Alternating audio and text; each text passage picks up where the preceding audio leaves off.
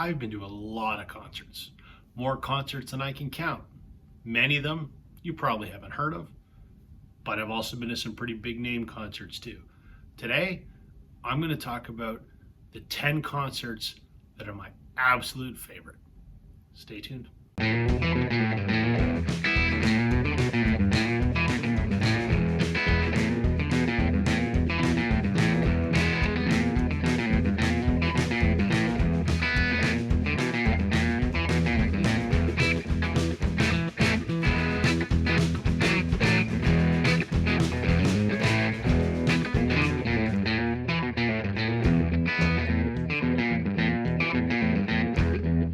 Hey everybody, welcome to Northern Revolutions.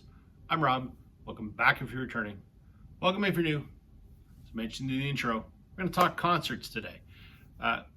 Fellow Violet community member and fellow Canadian Low Noise Jason Skills, he's doing a contest to commemorate surpassing 800 subs. Congratulations, Jason. Big milestone. He wants us to talk about some of the favorite concerts of our lifetime. As I mentioned, I've been to more than I can count. A lot of it's been local stuff that, I'm a bit of a nut for Canadian music. So if you're outside of Canada, you may not have heard of a lot of them. But I've been to some other big name shows too. And I'm going to count down my 10 most favorite. I'll leave the link to Jason's channel and his contest. Please check that out and give him some support if you haven't already. Number 10 for me was a band that was on my bucket list for years. And didn't know if I would ever get a chance to see them because it didn't come around a lot, but they were also very expensive. But in 2001, I think that changed, and I got to see U2 for the first time. It was on this tour for the album All That You Can't Leave Behind. They did like a stadium leg of the tour in North America, and they came back about a year later, did an arena leg, so slightly smaller venues. And I got to see them at what it was at the time called Copps Coliseum in Hamilton, Ontario. It's now First Ontario Center, I think, something like that. It's a hockey arena. It's where various minor league hockey teams have played over the years. I think it's, I don't know, maybe 20,000 seater, maybe, I don't know. Anyway, on the arena leg of the tour, U2 stopped in Hamilton, which is 40 minutes from where I live. I was thrilled to get tickets to go to this. I'd been such a huge fan of U2 for so long, so to actually see them in person for the first time, it was almost surreal. I've shared the story before, and I'll keep it short, but I remember for me the highlight of the concert when Bono came out with his guitar by himself to play the song Kite, which was on this. And he explained that his dad had just died a few weeks previous, and he was pretty emotional about it. And he said, I thought this song, I thought I had written it for my kids, but I think my dad wrote it for me, and it's about letting go. This is a song about letting go of something you don't let go of.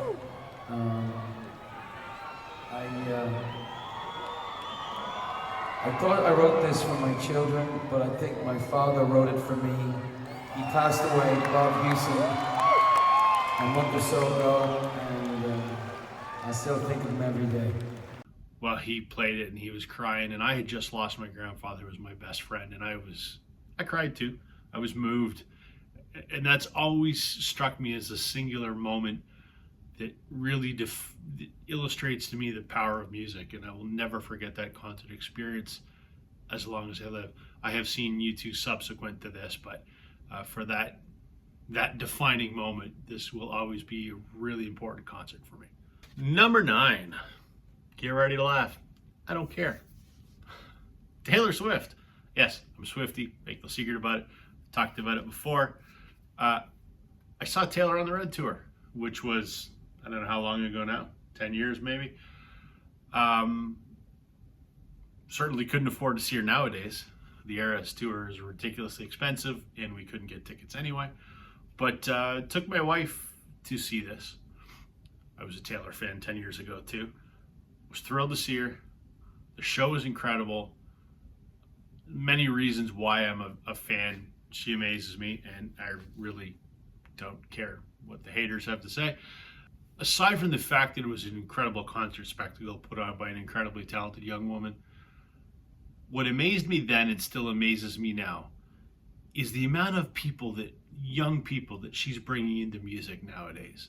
To see that many children and teenagers and young people that excited about music still amazes me to this day about this woman. You see people freaking out in movie theaters right now with the Eras movie tour. I mean, hats off, Taylor. So one of the most enjoyable concert experiences, and I was just kind of in awe of the magnitude of what this woman did then, let alone what she does now. Number 8, you'd caught the Vinyl Community Podcast episode last week. You would have heard myself and concert buddy talk about Grace Potter. Grace Potter and the Nocturnals. I loved this band. I still love this band. This band's not around anymore. But I was fortunate enough to see them in 2012 when this album, The Lion, the Beast, the Beat, which unfortunately was their last album. When they toured for this, she came to Toronto and she played the Danforth Music Hall. Blew my ears out. It was so loud. Loudest concert I've ever been to. Absolutely incredible. I met Grace after the show. I met Scott Tournay, her guitar player, after the show. Had a great chat with them by the bus. This was just a band that I love, one of my favorite bands of all time and still is. It was just great to see them the one and only time that I got to see them. And they put on one of the best concert performances I've ever seen. Number 7, Sixto Rodriguez, or Rodriguez as most people know him, Searching for Sugar Man. I had the privilege to see Rodriguez about, I say 8 or 9 years ago, probably, at Centre in the Square in Kitchener, Ontario, which is a performing arts theater. I think it's about a 4,000-seater. I loved the movie. I love Cold Fact. I like Coming from Reality. His story is incredible. Was very excited to see him. One of my buddy Brian, we get to our seats. We had amazing seats. We had like a private balcony almost right beside the stage, so incredible view. We get there, we sit down, and this huge stage, which normally accommodates an orchestra, there's a stool and a microphone and a little table, and that's it. And I thought, wow, it's not playing without a band. And out comes this frail old man. He was in his 70s, or I don't know, almost 80. I don't know how old he was. Late 70s. Someone escorts him on stage because he's very frail, can hardly see. And he sits down on the stool and entertained the hell out of me for over an hour and 3/4. What this one man with just an acoustic guitar could do, mesmerizing is all I will say. He had everyone just enthralled. It was wonderful. I did get to meet him very briefly after the show, but out by the stage door for about 20 seconds. Just thankful I got to see him perform, though. What a man. Number 6, Blue Rodeo. They actually appear a couple times on this list. One of my absolute, top 3 bands of all time, Canadians, roots rockers, legendary band. I have seen them 47 times. That's not an exaggeration. One of the times that I saw them was in Stratford, Ontario. In fact, I've seen them there many times. They play Stratford, Ontario it's usually February. They play a Friday night and a Saturday night. It's their winter tradition and have done so for over 20 years at a Shakespearean theater, the Stratford Festival Theater. Put on an incredible show, as they always do, because they're an incredible live band. And I've seen them at Stratford many, many times. And I went with my then girlfriend, now wife, Mrs. Northern Revolutions. I think it was probably 2005, 2004. No, it'll be 2004. This is from 2006 in Stratford. That year, they actually recorded the Friday night and Saturday night show with a company called Instant Live, and you could actually pick up the CD of the concert you just saw on the way out of the theater, and that's what this was. But the concert that I'm thinking of those is 2 years prior to this, because I had just started dating my now wife, then girlfriend. I think we'd been dating a few months, and we went to this show, and I would say I'm still trying to impress her. And I thought, I know I'm going to do it. So after the show was over and people are filing out, I went down to the stage and I asked one of the sound guys for a set list. And I got one. And I brought it back to her, and she's like, "Oh, wow, that's incredible." I go, "Well, let's go and get it signed." She goes, "What?" I said, "Yeah, we're going to go get it signed." So we went to the stage door, and you had to have a backstage pass to get backstage. I did not have one. However, I knew the guy that was the promoter of that show. Not well, but we knew each other. And so I waited till there was no one at the stage door except for Chris. And I went up to him. I said, "Chris, I don't have a pass. Any chance?" He goes, "Yeah." So he let us in. We got to go backstage. And Kim got to meet everyone in the band, and everyone signed her set list, and she still has it somewhere. I've got an autograph set list too, but she has the one from that show, and she got to meet Jim Cuddy, who many women think is attractive, and so did she at the time. So that was a pretty memorable experience, the first concert that I took her to a band that she really liked. And as luck would have it, I was able to make that happen. So that's a very fun concert experience for me. Okay, number 5 for me was a memorable concert, but maybe for not a reason that most people would think. It was at Hamilton Place. They had the main auditorium, but there was a smaller standing room only general admission. I think it was called the Molson Canadian Stage at Hamilton Place. And I saw this guy, Matt Mays. And the opener for that show was Dustin Bentall and the Smokes, or they may have been the Dustin Bentall outfit at that time. I don't remember. Why did I love that show? Well, I know Dustin Bentall. I know Kendall Carson, his fiddle player. I know Del Calso, his bass player. One of my favorite bands. Wish they were still around. So it's great because I got to see them. I'm a huge Matt Mays fan. So he was touring for this album, which I think is probably his best, Coyote. So I got to see that. I got to meet Matt. That was great. What was important about that show for me is right at the stage, front row. Both bands put on a hell of a show.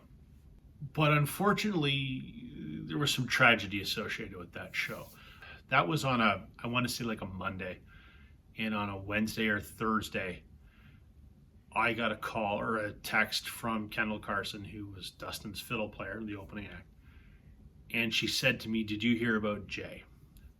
And Jay was Matt May's guitar player, one of two. And I said, "No." She said, "Well, he passed away." I said, "I just saw him 2 days ago. You were there too." And what had happened is after Hamilton, I think they'd flown to either Calgary or Edmonton, and they were playing a show. And after the show, unfortunately, Jay took his own life in the hotel room, and he was discovered by his bandmates the next morning. So I got to see Jay Smith's second last show. As a side note, Jay did have a solo album that not a lot of people have. I think they reissued it posthumously. It's just a self-titled, and that's Jay right there. Very talented guitar player.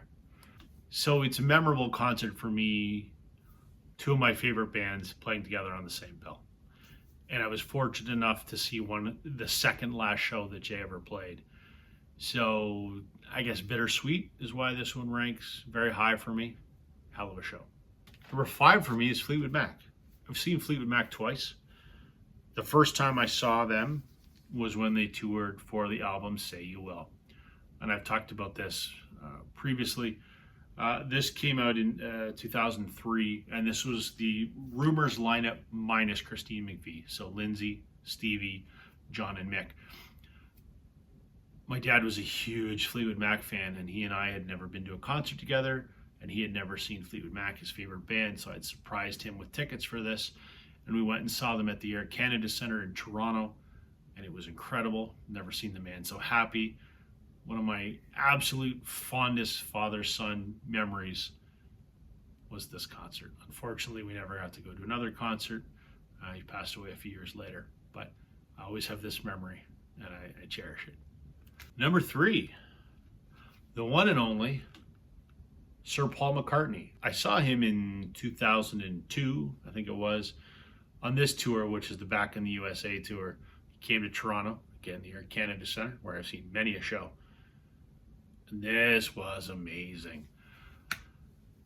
I'm a huge Beatles fan, and that's what got me into music.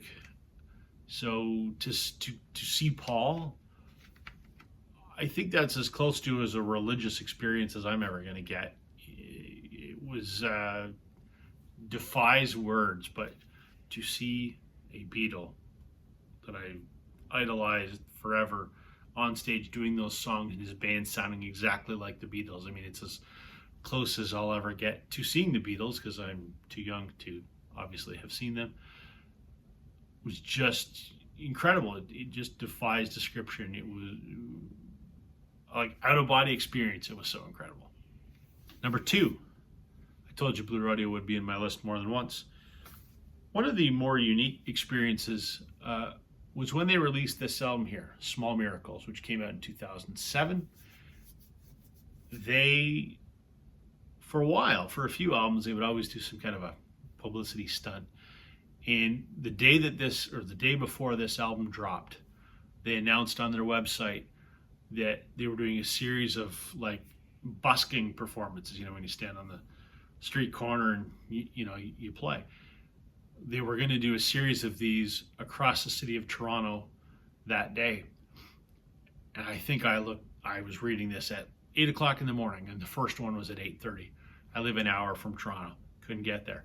I blew off work for the day, raced my ass to Toronto, and I got to the second of their busking performances, which was at, I think, Princess Margaret Hospital.